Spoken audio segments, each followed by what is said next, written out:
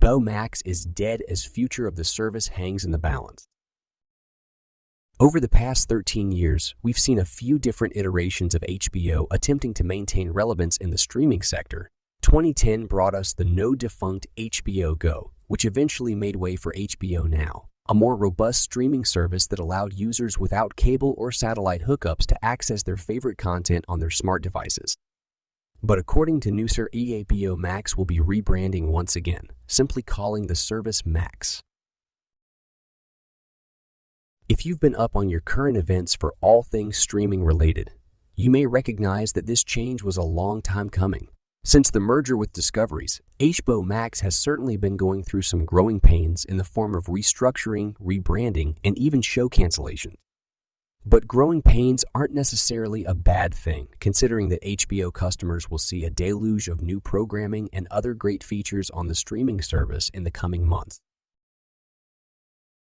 A tiered pricing option will allow users to choose between lower-priced, ad-supported options, as well as ad-free options that will be a little more pricey at $20 a month.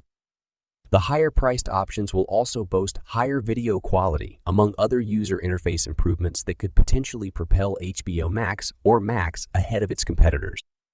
The problem that HBO is currently facing is that it seemingly doesn't have the appeal as a streaming platform to see an increase in paid subscribers, and this rebranding may be the solution they've been looking for. HBO Max currently sits behind Netflix, Amazon, and Disney in paid subscribers, but the merger and subsequent rebranding could change everything for the better. President and CEO of Warner Bros. Discovery, David Zaslav, has gone on record stating that Discovery boasts a vast catalog of reality programming that should hopefully give HBO the edge it needs to push through the competition.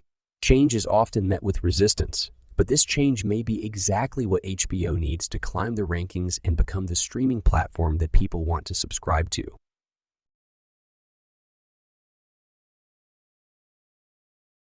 Pennyworth was one of the HBO Max shows canceled during the merger.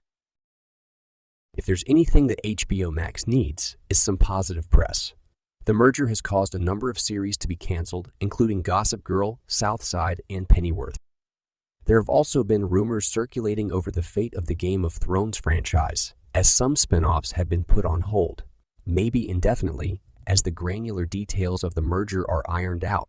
But this isn't exclusively an HBO issue. Shows get canceled and some pilots never get greenlit.